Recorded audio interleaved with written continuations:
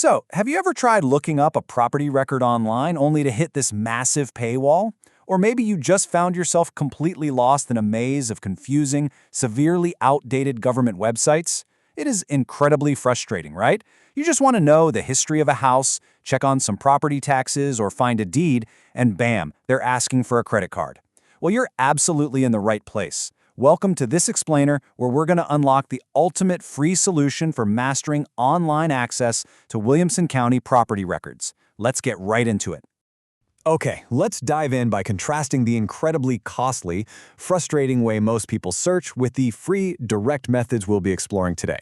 If you just Google a property address, the first results are almost always predatory third-party data brokers. They charge steep fees for reports that, honestly, are often outdated or incomplete. But right next to them, hiding in plain sight, are the official county portals. These are completely free, they offer direct access to the original source, and they are highly accurate. Today, we're skipping the brokers and going straight to the source. Here is our roadmap for this explainer. 1. Why property records matter. 2. The tri-state name game. 3. Step-by-step search guides. 4. Search tips and limitations. 5. Interpreting results in privacy. And 6. Real-world record applications. Section 1. Why property records matter. The key to real estate transparency. So the crucial point here is that these public records hold a wealth of information, and even complete beginners can easily learn to access them. Think of it like a property's permanent record. These databases track the entire life of a property. You can look at the chain of title to see the ownership history, assess fair market values, check for outstanding tax liabilities, find involuntary liens, and even view the precise physical boundaries drawn right there on plat maps. Section 2. The Tri-State Name Game. A geographical twist. Now, before you start searching, we actually have to address a massive geographical complication that trips up almost everyone. If you just type Williamson County property search into a search engine, you might find yourself looking at the completely wrong side of the country. Because, it turns out, there isn't just one Williamson County. There are 3 completely different digital ecosystems across the United States, and they all have totally distinct databases, sets of rules, and record-keeping systems. Yeah, Texas, Tennessee, and Illinois all decided to have a Williamson County, just to keep us on our toes. In Texas, you're primarily going to use the Williamson Central Appraisal District, or WCAD for values, and the county clerk for deeds. Over in Tennessee, you're looking at the Property Assessors Portal and this really robust historical archive system. And in Illinois, you'll be navigating a system called the DevNet Wedge for tax assessments and remote land records. Section 3. Step-by-step search guides navigating the portals.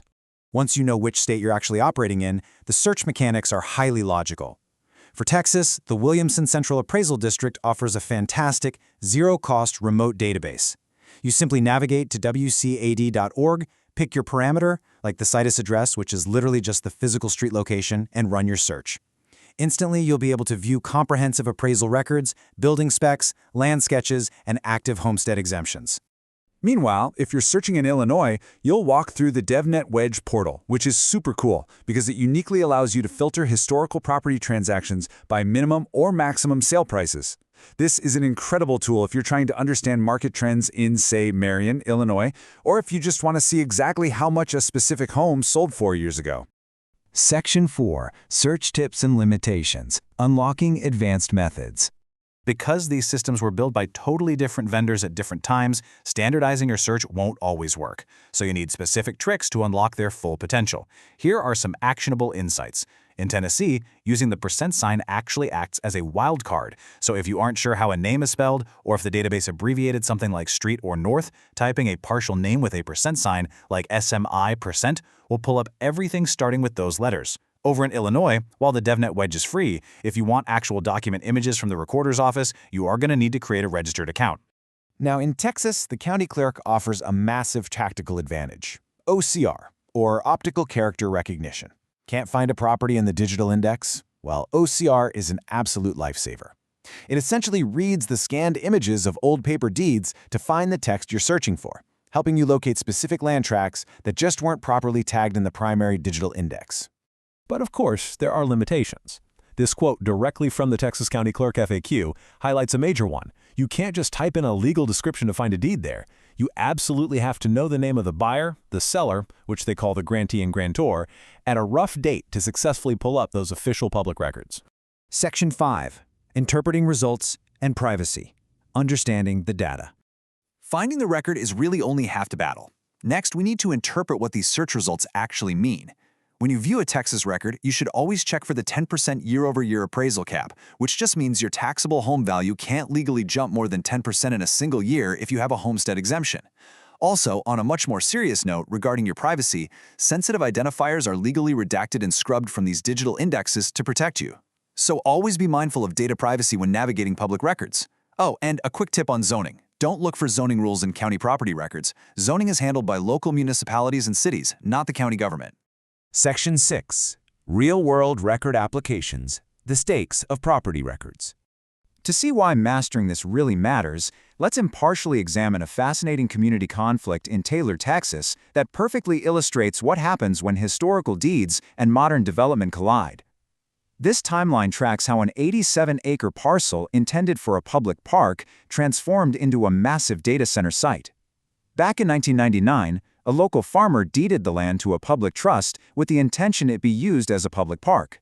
Fast forward to 2025, the land was transferred to an economic development corporation and subsequently sold to a data center developer. A community lawsuit attempting to halt this construction was actually dismissed because, legally speaking, third-party citizens did not have legal standing to challenge that original deed transfer. $10 million.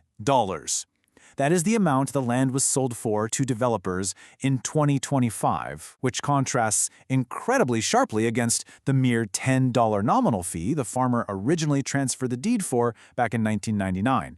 It highlights just how drastically land valuation and usage can shift over a 25-year period in these property indexes.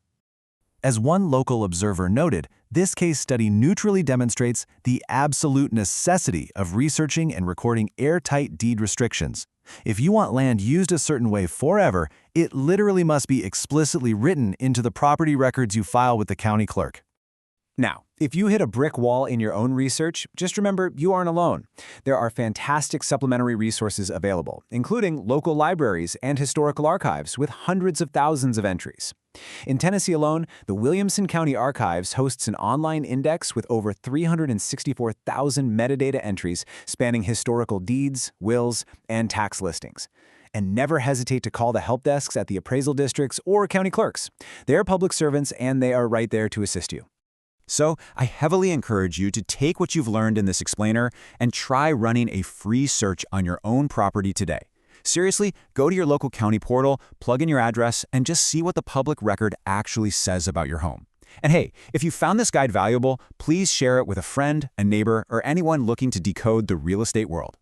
Quick disclaimer though, please keep in mind that while this guide is comprehensive, the information was accurate at the time of recording. You should always independently verify critical data and consult a professional for legal advice.